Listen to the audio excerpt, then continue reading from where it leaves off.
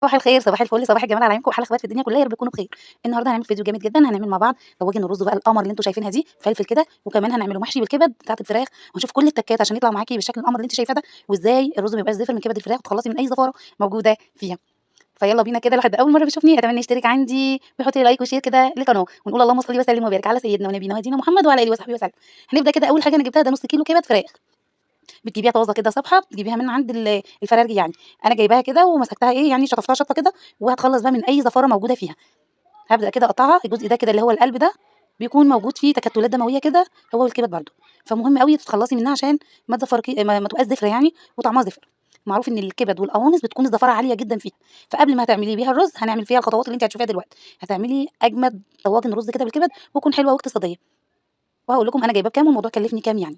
هابدأ بس كده يعني أنضّفها كلّها كده واشيل أي بتبقى كده تكتلات دموية موجودة في الكبد نفسها وفي القلوب، نضّفتها كلّها كده وغسلتها وشطفتها شطفة حلوة يعني، والليمون بقى والملح عشان نخلّص برضه من أي زفارة.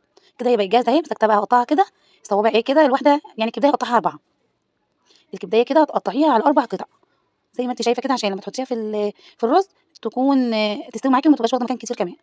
طاسة بقى على النار هنا، تعالوا نضيّع أي زفارة موجودة فيها، الخطوة دي مهمة جدًا، ما ينفعش تحطيها نيّة كده جوّه برايم الرز أو دِسَت الرز أو طواجن الرز. جبت معلقة سمنة فلاحي من السمنة الفلاحي اللي إحنا عملناها مع بعض، الحليب الرايب اللي حولناه لسمنة فلاحي تحفة أقسم بالله. هاسيب لكم الفيديو في صندوق الوصف، هاسيب لكم اللينك في صندوق الوصف.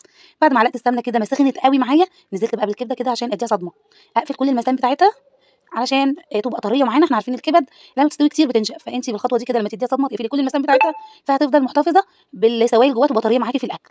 هادّيها كده إيه تشويحة حلوة، عليها نُص معلقة فلفل أسود صغيّرة، ربع معلقة صغيّرة، وكمان رشة ملح كده، واقلّبها بقى كده وهادّيها كمان نُص كوباية مَيّة صغيّرة، نُص كوباية مَيّة صغيّرة كده، وهتغطّي عليها وتسيبيها مع نفسها بقى كده إيه لمّا المَيّة دي تنشف خالص منها، تضمني إن هي كده اتخلّصت من أي زفارة، وتقدري تاكليها لحد هنا كده بعيش عادي بتبقى حلوة ساندوتشات. هنا بقى محضّرة معايا كيلو وربع من الرز، حطيت عليه معلقة فلفل أسود كبيرة ومعلقة ملح كبيرة. خدي بالِك إن إحنا حاطين على الكبد ملح، فخدي بالِك من الموضوع ده عشان ما تزوّديش الملح وتكون حادقة معاكِ، إحنا عايزينها مضبوطة كده وتطلع معانا زي القمر، عايزة أقول لكم طعمها تحفة.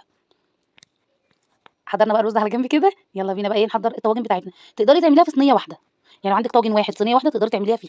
هابدأ هنا كده بقى أوزّع الكبدة كده في الطواجن كلّها، الأول كده باوزّعها في طواجن عشان أبقى عارفة حطيت في كل طاجن قد إيه، إنّما لو قلّبتها مع الرز من الأول الموضوع هيتوه في بعضه، فكده أنا يعني إيه زي قسّمتها منابات في الطواجن بتاعتي. باجيب بقى الرز، إحنا حطينا على الرز طبعًا الملح والفلفل علشان لمّا تحطّي الحليب أو اللبن على الرز مش هينفع تقلّبيه. هاوزّع بقى الرز كده في كل الطواجن بتاعتي، بتسيبي في كل طاجن زي عُقلة ونُص من صباعِك كده، بتسيبي جزء فاضي علشان لمّا يستوي الرز بيزيد. فيبقى في براح كده في الطواجن بتاعتِك أو في الصينية اللي هتعملي فيها، إن الرز لمّا يستوي يلاقي مكان يزيد، ما يتكتمش منِّك وتلاقيه مش مستوي. هابدأ أقلّبها كده عشان تبقى الكبد بقى في الرز كلّه. هاضبّط بس إيه الدنيا كده، وأقلّب بقى الكبد كده أجيبها فوق وتحت بُصّوا يعني شهيصهم كده. بس كده قلّبت الموضوع كلّه، تعالوا نشوف هنحط تاني إيه. مشغّلة بقى طبعًا إيه الفرن برضه، أول ما بدأت يعني إيه كده أحط الرز كده شغّلت الفرن يسخن شوية. هنا جايبة بقى إيه كده التلتين والتلت مَيّة، ده حليب، تلتين حليب وتلت مَيّة.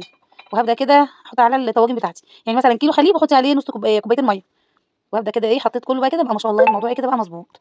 مشغّلة الفرن بقى على درجة حرارة عالية جدًا، وحاطاه الصينية بتاعة الفرن في النُص، الصاجة بتاعة الفرن حاطاها في النُص، مش هنشغّل شواية ولا أي حاجة خالص، هو هيستوي دلوقتي وهتشوفيه هيبقى قمر كده، معلية النار طبعًا جامد جدًا على أعلى درجة حرارة. أول ما يبدأ الرز يغلي معانا هتقومي بقى إيه مهدية النار، هتشوفي دلوقتي هاوريكِ هتعملي إيه. أول ما تلاقي الرز خلاص بدأ بقى بيغلي معاكِ كده وبدأ يعمل وِش زي ما هتشوفي دلوقتي كده، أول ما تلاقيه كده بدأ يغلي ويعمل وِش معاكِ هدّي النار خالص عليه. على حسب بقى درجة حرارة الفرن بتاعِك عادي، مش عارفة أقول لِك وقت قد إيه، بس أول ما تلاقي بقت النتيجة كده معاكِ تقومي مهدية النار خالص. أنا طبعًا حطيت البرايم كلها في صينية واحدة عشان تبقى أسرع معايا وأعرف أتحكم في الموضوع أكتر.